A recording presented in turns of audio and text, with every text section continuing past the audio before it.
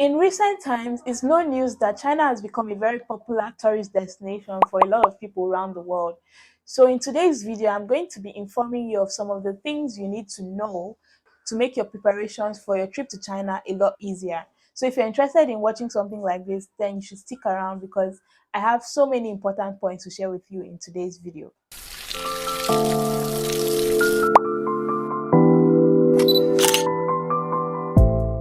So the very first point for today's video is plan ahead and get a visa. The sweetest attendant says, you cannot enter Vietnam because you don't have a goddamn visa. Now, depending on your country of origin, you may be required to have a visa when entering China. Of recent, I think in March of 2024, there are some countries that have been added to the list of countries that are eligible to enter China without a visa.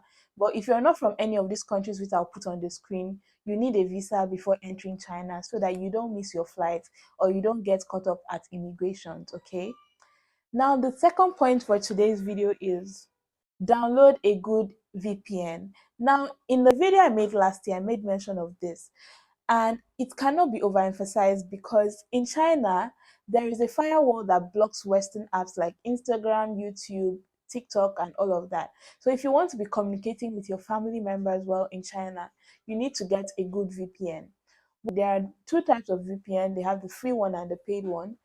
The VPN I'm currently using, the free one I'm using now is VPNify, and the paid one I'm using is Shio VPN. I can say that for the free VPN, I won't really suggest it because it sometimes, takes long to load and it has a lot of ads and things like that. So it can be frustrating. But the Shio VPN, which is the paid VPN, is really good and I've never had any problems while using it. It costs about 15 to 25 RMB depending on the package you want to pay for the paid VPN monthly. So yeah, get a VPN before you enter China. The third point for today's video is download a good map. Now, China is a country where English is not the first language. Most people in China speak Mandarin, so you may have a bit of problems communicating with people. So to be able to get directions easily by yourself, you need to download a good map. Now, for iPhone users, Apple Map is good enough for some parts of China. But if you're not an iPhone user and there are some parts of China where you may go to and the Apple Map may not be available, you need to get the map called the Gauder map. This map will help you to navigate everywhere and it will make your journey less stressful, okay? Also, talking about the language barrier, you need to get a good translator on your phone. Now, the Apple phone comes with a built-in translator, but to make it easier, I would suggest you download the Baidu Translate, okay? Baidu Translate is a very good app for translating from Mandarin to English, and the translation is standard, okay? It's standard and it's a lot better than what you get from the Apple translator. The fourth point for today's video is plan your trips using trip.com. I know there are other apps and websites to use in planning trips to China, but for an English speaker, I would suggest you use trip.com because, first of all, it's in English, and also you can book tickets and flights and everything you need to book hotels. You can make hotel reservations and everything on the app without having to switch from one app to another. And also, very important, this is something I have to mention because in China, there are different types of hotels. There are hotels that do not accept foreigners, and there are hotels that accept foreigners. So, if you're using a Chinese website to book, you may mistakenly book a website that only, oh, sorry, you may mistakenly book a hotel that only accepts Chinese people, and this may be a problem when you get to the hotel. So, the Trip app helps you to see if the hotel accepts foreigners or not to make it easier for you and so that you don't encounter problems when you get to the hotel. Okay? The fifth important point for today's video is download Alipay and WeChat. Most importantly, I would say WeChat. WeChat is like the WhatsApp in China. So if you're having problems with getting a good VPN, I would suggest that you also tell your family members to download WeChat so that they can communicate to you while you're in China. Because as I mentioned earlier, apps like WhatsApp and Instagram, they don't just work here, okay? Except you have a good VPN.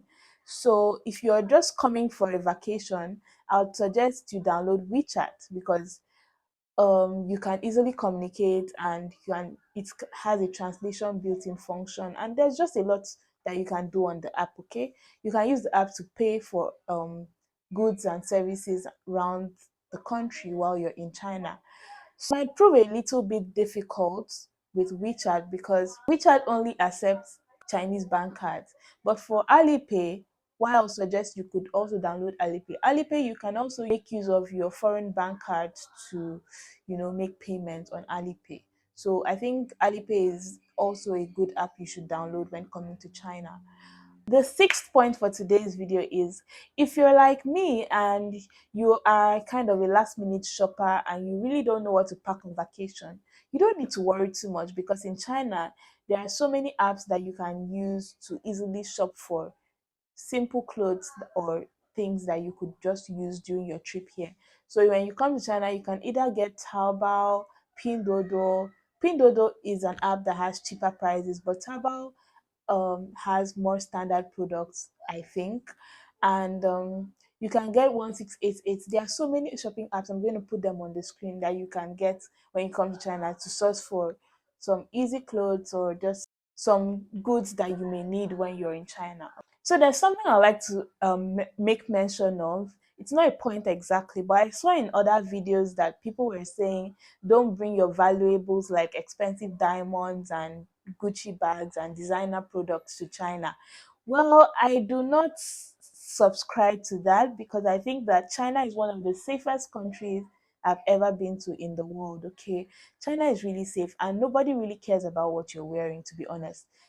I mean, maybe you could encounter petty thieves from place to place, but I've lived in China for years now, and since I came here, I have never, ever, ever, ever encountered any petty thief or anything like that. Like, people in China are well disciplined and they don't really care about what you wear. Just do what you want to do and dress how you want to dress. But most importantly, remember to dress decently, because Chinese people are very cultural, and decency is also important in their culture. Okay.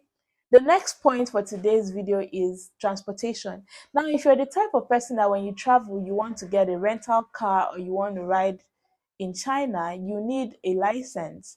Now, if you already have a license, a driver's license in your country, it's very easy to get a temporary Chinese license at the airport. You just need to apply for it. If you've never driven before and you don't have a driver's license, or you're just not confident with your driving skills, I'll just suggest that you use the other methods of transportation like the bus, the subway, and also the taxis, because driving in China can test you. Like, sometimes people don't obey the road regulations, so it can be very difficult to navigate the roads in China. So to prevent problems, you might just want to stick to using the other transportation methods. Okay, I had an accident once and I didn't like the experience, and since then I stopped riding.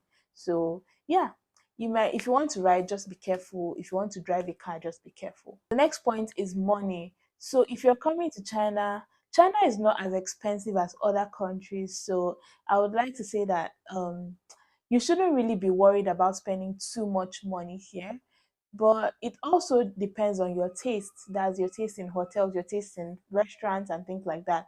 So you should plan ahead depending on your taste. Okay. Also, I'd like to mention that you should always have cash on you. At least, maybe if you're going to a big city, you should have at least 1,000 RMB on you, because sometimes you may run out of your phone battery and you may not be able to use your phone to pay, or as a foreigner you may not also be able to use the payment apps because you don't have a Chinese bank card. So yeah, you should always have cash on you whenever you're in China. The second to the last point for today's video is drugs. Now, in some countries around the world, hard drugs like marijuana and all of that are permitted and are legal, but in China, you should never, ever, ever make the mistake of bringing drugs here, because you could face very, very serious punishment. And you should not make jokes about drugs. Don't take drugs. Don't buy it. Don't use it. Okay? Don't do that while you're in China, because you could face serious punishments for it. The very last point for today's video, and the most important point of today's video, is when you're in China, avoid making political jokes, especially about the Chinese government. because it could land you in very serious trouble. Stick to making jokes about things that you love, but do not make jokes about the Chinese government because you don't want to face the punishment for that. Okay, China is a very reserved country, so I hope when you come to China, you enjoy your trip here, have fun, make memories, and yeah, I wish you a safe trip and an enjoyable one in China. Thank you for watching today's video. If you found this video helpful, please, I'm begging you, subscribe and share to your friends that plan on coming to China. China is a beautiful country. Come and enjoy China. Bye bye and see you in my next video. Peace.